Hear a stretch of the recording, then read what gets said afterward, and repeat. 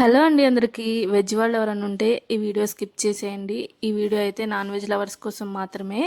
Air నుంచి direct మన ఇంటికి వచ్చేసింది నాన్ వెజ్కి రారాజు. అదేనండి పీతల కర్రీ. చాలా అంటే చాలా ఎమ్మీగా చేసేద్దామా. దానికోసం మార్కెట్కి వెళ్ళి పీతలు తీసుకొని వచ్చాము. అదేనండి రామ్నగర్ మార్కెట్కి. సో ఇదైతే మా మదర్ చేసి చూపిస్తుంది. చాలా టేస్టీగా చేస్తుంది, ఒకసారి చూసేయండి.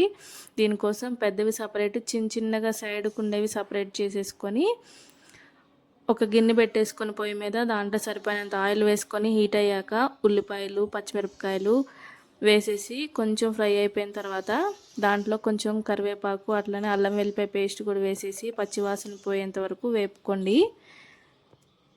నేను నా చిన్నతనంలో ఎప్పుడో తిన్నాను, మీరు ఎప్పుడు తిన్నారో కామెంట్ చేయండి.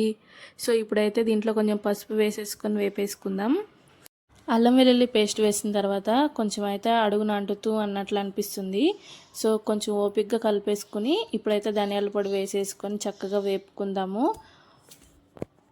ఇప్పుడు మసాలా అయితే వేగిపోయింది కదా, ఆల్రెడీ క్లీన్ చేసి పెట్టుకున్న పీతలు అయితే వేసేసుకుందాం. సో అన్నీ వేసేసుకొని చక్కగా ఒకసారి కలిపేసుకోవాలి. ఈలోపు మీకు ఒక మంచి టిప్ చెప్తాను. పీతలకి అటు ఇటు పెద్ద గట్టలు 2 ఉంటాయి చూసారా, దాని లోపల గుజ్జు ఉంటుంది. సో అవి మనం పీతలు తెచ్చుకున్న వెంటనే వండకపోతే అది ఊలబోయి దాంట్లో అసలు గుజ్జు అనేది ఉండదు. అది ఎందుకో తెలీదు. గట్టి అనేది విరిచేసిన వెంటనే చాలా తక్కువ టైంలో వండేసుకోవాలి, లేకపోతే అవి వండుకున్న వేస్టే. మనం పీతలు వేసేసుకున్నాం కదా, చక్కగా వేపుకోవాలి. ఇవి కొంచెం వేగిపోయిన తర్వాత మీడియం సైజ్ టమాటాలు 2 కట్ చేసేసుకొని వేసుకోవాలి. ఈ టమాటాలు వేసిన తర్వాత కొంచెం నీరు అనేది వచ్చేసి ఉడకడం స్టార్ట్ అవుతుంది. అదే టైంలో మన రుచికి సరిపోయినంత ఉప్పు కూడా వేసేసుకొని వేపేసుకోవాలి. ఉప్పు సాధ్యమైనంత వరకు తక్కువే వేసుకోవాలి, ఎందుకంటే ముక్కలకి తొందరగా పట్టేసుకుంటుంది అనమాట. ఇప్పుడు మనకు వెజిటేబుల్స్లో బీరకాయకి ఎలా పడుతుందో ఆ విధంగా ఎక్కువ పట్టేస్తుంది. సో మనకి సరిపోయినంత లేదా కొంచెం తక్కువ వేసుకున్నా మళ్ళీ లాస్ట్లో చూసి అడ్జస్ట్ చేసుకుని వేసుకోవచ్చు కదా. సో ఉప్పు వేసేసి మూత పెట్టేస్తే ఇంకా కొద్దిసేపు ఇలానే వేపుకున్నామంటే చక్కగా వాటర్ వచ్చేసి ఉడికిపోతుంది. దీనిపైన లిడ్ కవర్ చేసుకుంటే మనకి విటమిన్స్ అన్నీ కూడా పోవు. సో చక్కగా ఇప్పుడు లిడ్ కవర్ చేసేసుకొని కొంచెంసేపు ఉడికించుకున్న తర్వాత రుచికి సరిపడినంత కారం వేసేసుకోవాలి. ఈ స్టేజ్లో కారం చూడండి ఎంత బాగుందో. మా గుంటూరు కారం మేము మిల్లులో ఆడించుకున్నది అనమాట. ఈ కర్రీలో అయితే చేపలకు లాగా చింతపండు పులుసు కూడా వాడతాము.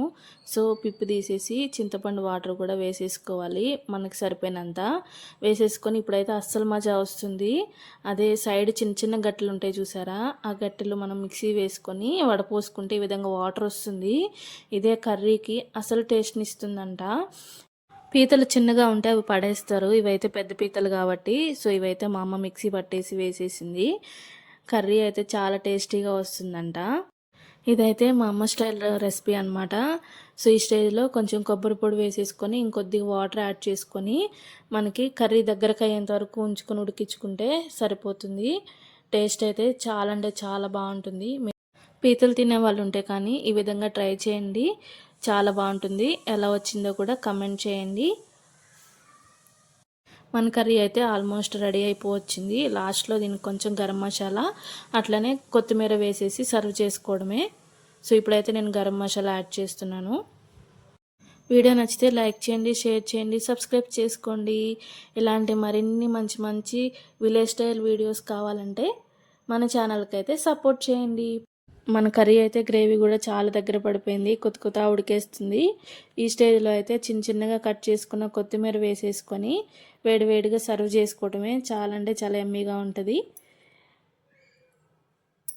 ఇవి తినటం కొంచెం కష్టమే కానీ కాకపోతే ఆ గట్టిలో ఉండే గుజ్జు తింటే మాత్రం చాలా అంటే చాలా బాగుంటుంది. మనకి బాడీకి కాల్షియం కూడా చాలా మంచిగా అందుతుంది. సో ఓకేనా, థ్యాంక్ యూ ఫర్ వాచింగ్ అండి. Bye bye.